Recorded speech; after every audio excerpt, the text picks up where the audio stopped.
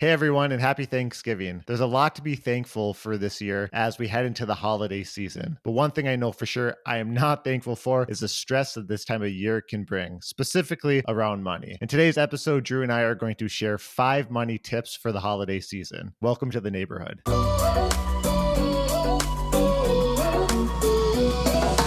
Happy Monday, everybody. Drew, how's it going, man? It's going pretty good. This episode is going to be a little bit different than the last as far as the recording goes. We've normally done these recordings in the evening, and now that we're doing them in the morning today, we'll see if our brains are working or if they're a little bit slow and a lot of stuttering or lost train of thought. We'll see what happens with the morning. You know, for the people listening and watching, they didn't see our last 30 minutes in our setup for this podcast because by the sounds or the looks of that, we'll see how this one actually goes. It might be interesting. But hey, welcome everybody to the Neighborhood Money Podcast, a video podcast here to help you grow your financial knowledge and build the life you deserve. We're in episode 17 of the podcast, and it's Thanksgiving week, and that leads us really into the holiday season. And Drew and I, as we were brainstorming for this episode, we were thinking, hey, why don't we share 5 tips for the holiday season that hopefully can help you manage your money a little bit better and decrease the stress that the holiday seasons might bring on you. I know it does for me personally when we talk about all of the different money that you have to spend during this time of year. So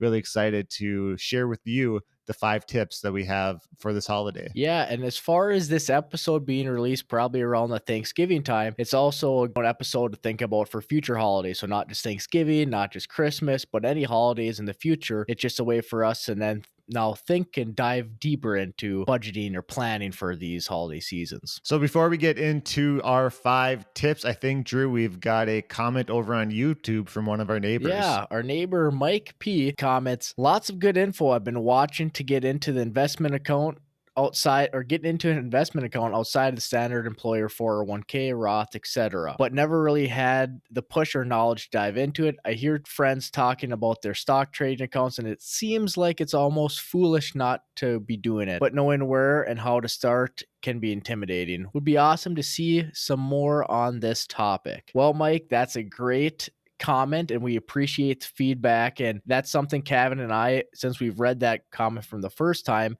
have been trying to think about ways to incorporate more of the stock market trading and cryptocurrencies. We've also experimented a little bit. So we use Riverside to record our podcast, but we have the capability to share screens, and we tried to do it one week. It just didn't pan out with the timeline and the technical side of the house, but we're trying to figure out how we can create more content that's more visual to help you and other people that might have similar questions. So definitely appreciate the feedback. Yeah, and going forward, we're going to try to get out. Maybe it's in some short content pushes on our socials, and then probably also definitely during some of these episodes I'd like to show my screen, maybe show how to buy and sell or set up studies on these certain platforms, or maybe even I don't have a Robinhood account or a Webull account, so maybe it'd be fun to actually go through like a screen share and actually go set up an account through them and just showing the actual process and how fast it can actually be. There's lots of possibilities out there that we can do, and we appreciate any feedback and whatever you guys want to see. If we can do it, we'll get it out there for you. All right, Drew, one more thing before we dive in. I think we've got some trivia for our neighbors. The first trivia question, what percentage of American consumers go into debt while buying gifts, traveling, or other entertainment during the holiday season?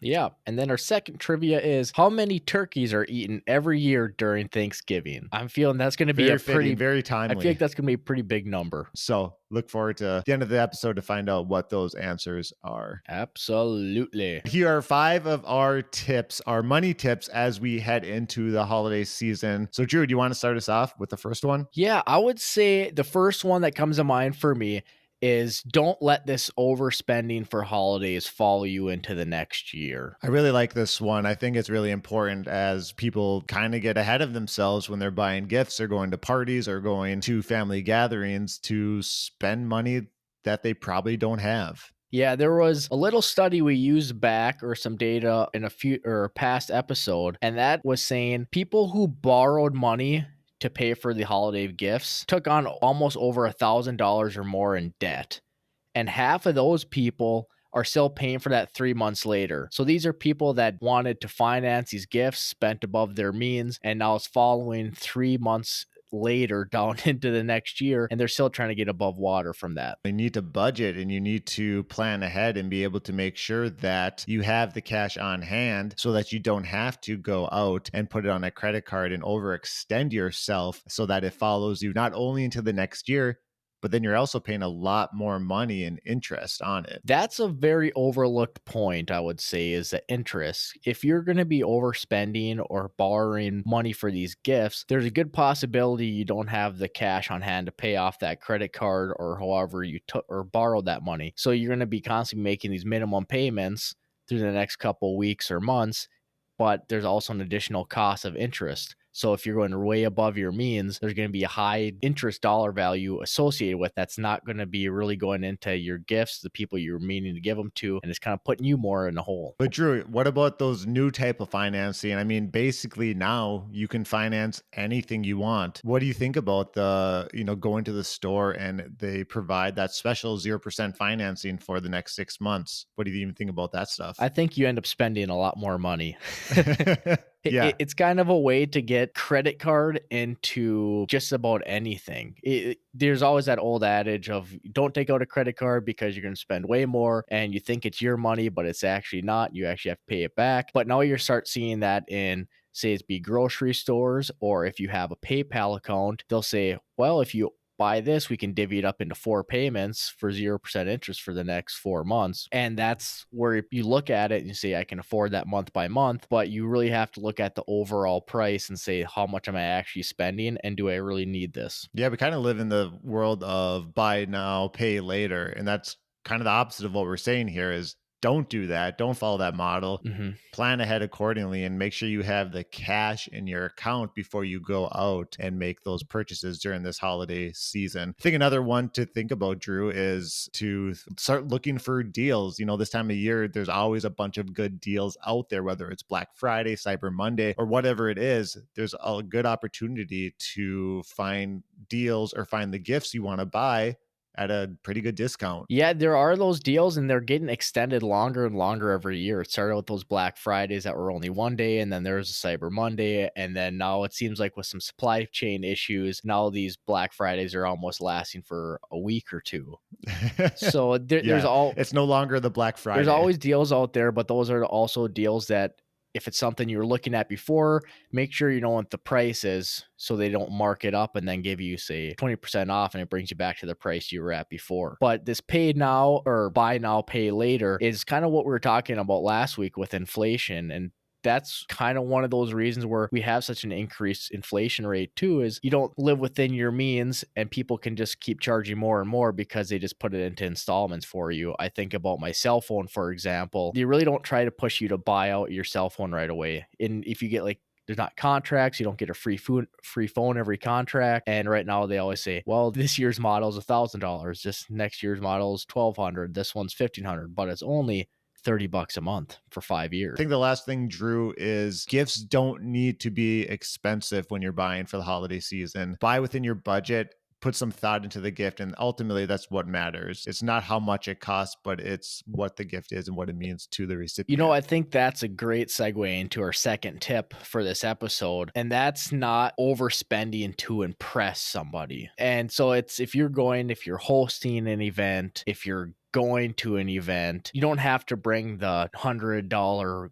bottle of wine. You can eat the Dom Perignon. Yeah, you could, or the champagne. Yeah, you can bring just a $10. Just the act of giving the gift is probably what matters in that situation, not the amount of dollar value associated with that. Drew, I would even say that while it's nice to bring a gift to a host, you don't have to do it if it doesn't fit within your holiday budget. If you're going to 10 different parties, just providing a $10 to $15 bottle of wine can add up pretty quickly. So don't feel obligated to give the gift to the host. Your presence is the biggest present during the holiday season. And that's ultimately what this time of year is all about, is getting together with friends and family, not the gifts that you give your friends and family. Yeah. And as we were talking a little bit earlier before we started this episode, is that's a very overlooked part of the holiday seasons is it's became so much through advertising and what people and social media, it's what you have. And really, when you go to these events, your memories aren't of really what you got, they're of who you're with. Right. And when somebody does something stupid, you remember that for years, or they do something funny, or, if it's Christmas and you have like Santa Claus come by, it's just that memory of the actual people being there and the conversations, not necessarily the toy that they open for one day and ends up getting thrown away in a couple months. And if you are hosting a party yourself, it's okay to ask for your guests to bring a dish. So say you're hosting dinner, it's okay to ask your whole or your guests, your friends and family to bring something to help out in the cost of the meal. People don't expect to be completely fed by someone, and actually people really enjoy providing and bringing to the table for the meals. So another way to cut down on the costs while also continuing to have your family traditions. I would say also, if you're the person that's going to be hosting, you don't have to go crazy on decorations. You don't have to go crazy on the food. Whatever you have at your house already should be, more than enough. You don't have to be going out and getting all these new placemats, all these new dishware, all these new silverware just to host one party throughout the entire year. I think it brings us back to what is the reason that you're getting together. And at the end of the day, it's friends and family and the loved ones around you. Drew, so number 3 on our list here is to sit down and plan out what your holiday season looks like beforehand, before it's upon us. The planning out, I think, is one of those bigger takeaways for this episode for me. And that is really looking at what your upcoming holidays are going to be, whether it's Thanksgiving that's coming up pretty soon here or Christmas.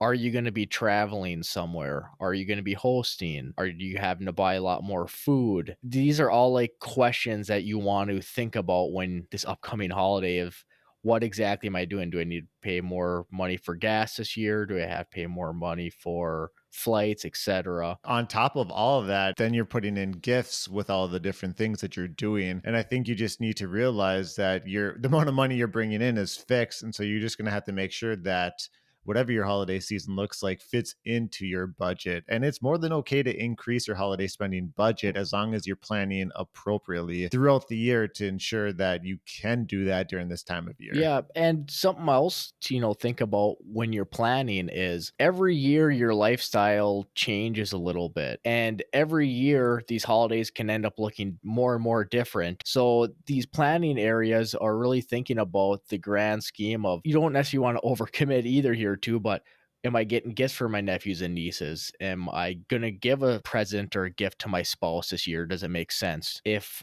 you have a good budget throughout the entire year and you have some discretionary spending on the side, maybe the gift to your spouse isn't needed because you're kind of getting those gifts throughout the year with that discretionary spending inside your budget that you've already planned for. So these are all little things to think about. So, Drew, what do you guys do in your household? How do you guys plan for the holiday season? For Jordan and I, this year we looked at it and we said, we got a kid coming up. So, what's about the due date of the kid? And we knew it was beginning of November.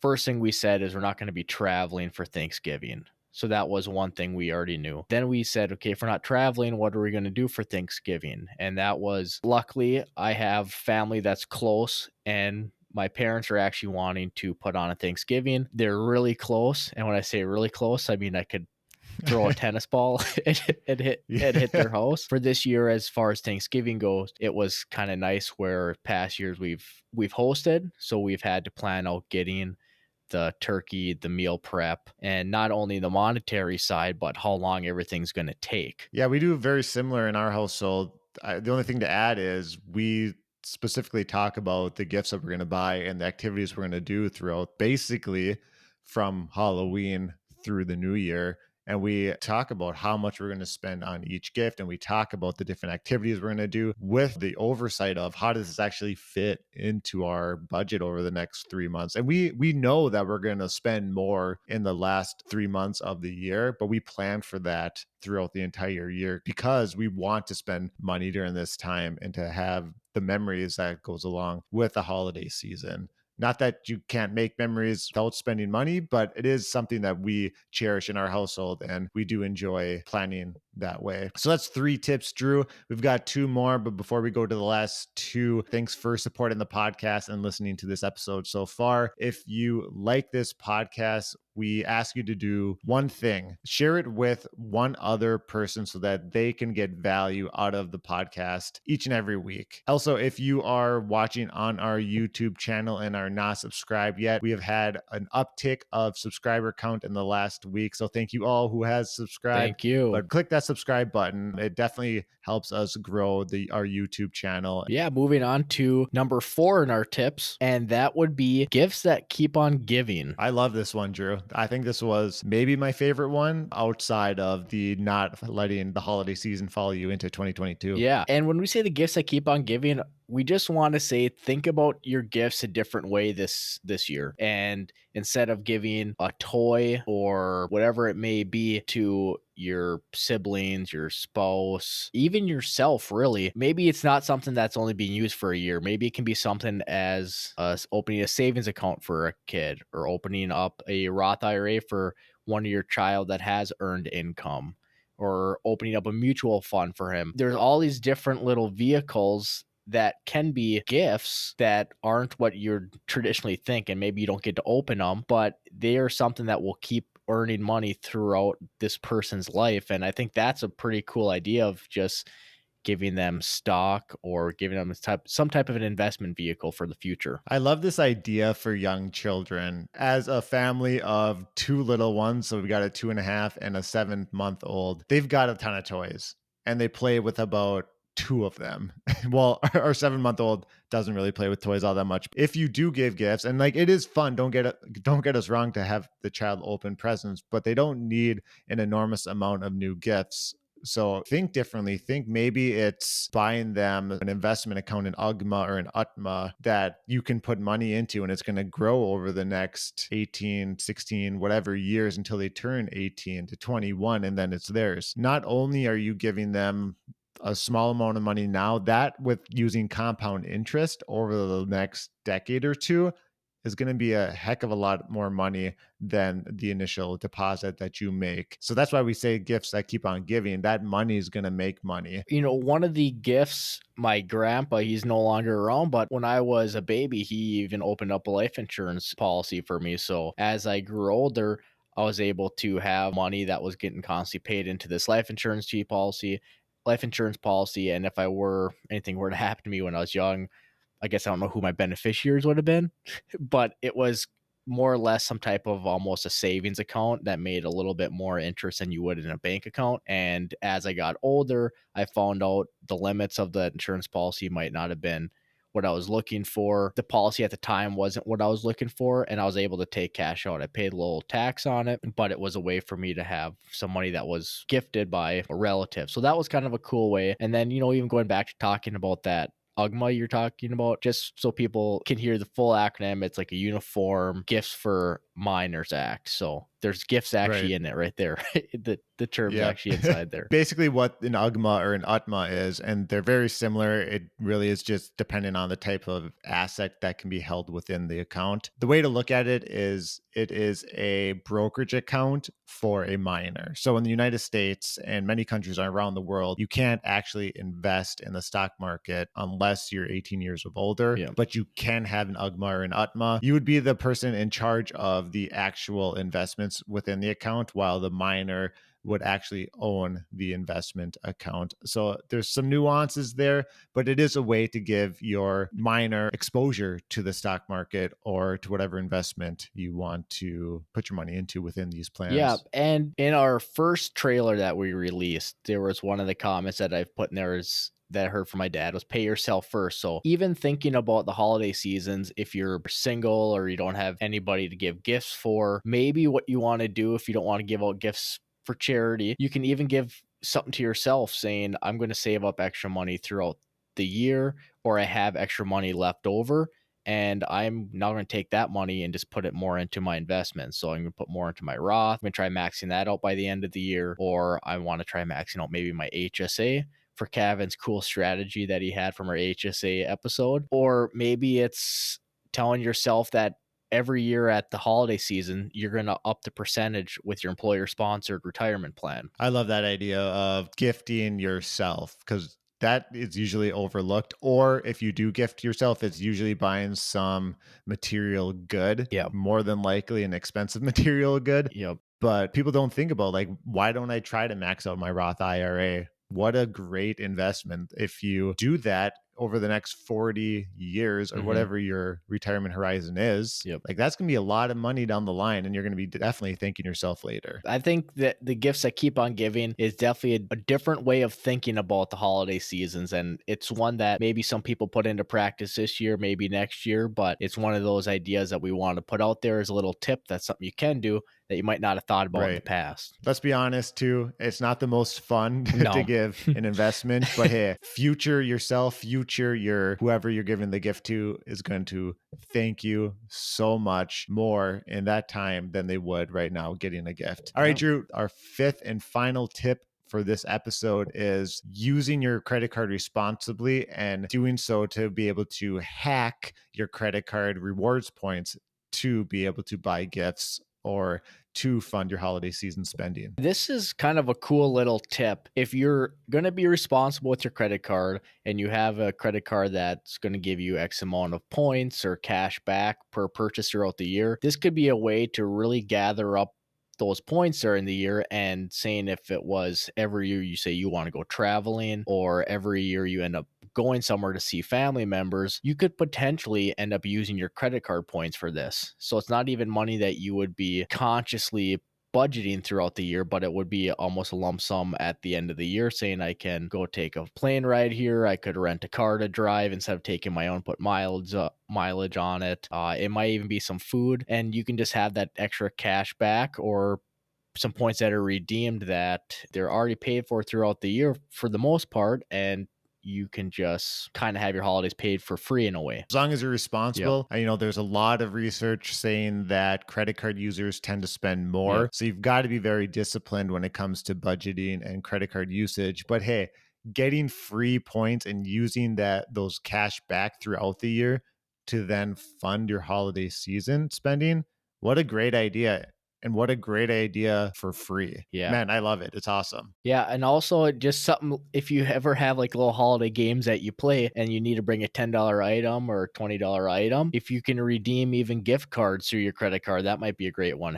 Bring like a $10 Subway card to the game, and that would be a perfect little gift. Never even thought about that. Like, you think about going, like, buying a little trinket or whatnot from the store, but why not use your credit card points to help with that white elephant or whatever, dice game or whatever game you're actually going to play? Yeah. That's awesome. So that's 5 tips. What would you say your number one key takeaway is from the 5 tips that we just talked about? I would probably say my key takeaway would be the Apple's old slogan of think differently. And just think differently about this upcoming holiday season and your future holiday seasons, where if you didn't plan in the past, this might be a good year to start planning for it. If you never thought about the gifts that keep on giving, this could be a cool year to think about giving gifts that way. Or if you didn't know what to use credit card miles for, this could be a good area in your throughout your year, saying I'm just going to use the points in the holiday seasons. So my key takeaway, like I said, is just really I want you guys to think differently during this holiday season. I know I'm going to,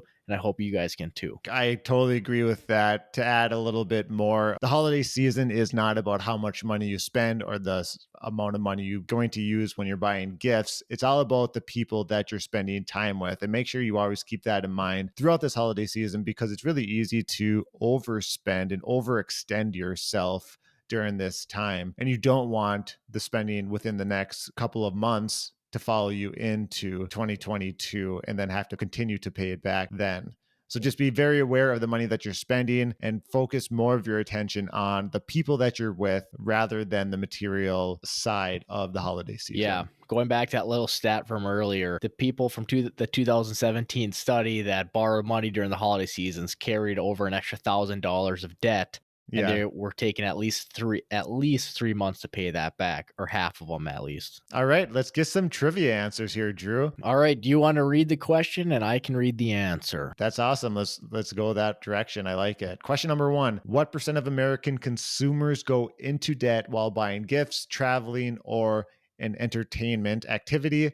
during the holiday season? Drum roll. So the answer to that question, or that trivia question, is 1/3 of all American consumers. When I saw that, thought it was high, but I was thinking it was, maybe like 15%, 20%, but to have a third of American consumers going into debt Mhm. to, pay for their holiday spending is, in my opinion, pretty high. Maybe we can help make that number decrease this year. That's the goal, man. All right. So, question number 2: how many turkeys are eaten every year for Thanksgiving? The answer is 46 million, representing 1.4 billion pounds. That's a size. That's billion with a Yeah, B. billion with the B. That is crazy. So like how do you even like put that into like perspective? So it's like, okay, well, what's the biggest state in the United States? I looked it up and it's obviously California by population, and it's just California is just shy of 40 million people. So this is more turkeys than live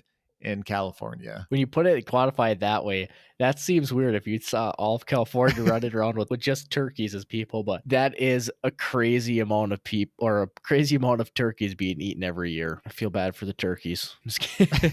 So it's Thanksgiving week. What's been going on in your neighborhood, or maybe even what are you thankful for this year, as we head into the holiday season? Yeah, I think that would be a good one for this week, is being thankful. And one of those major things I'm thankful for is having family that is close, not only geographically, but close as just like a close knit family. And that's very nice, especially after just having a kid, where they always say it takes a village to raise children. And I really feel like we have that type of village up here in northern Minnesota, where we have so many of my family that live right in Virginia.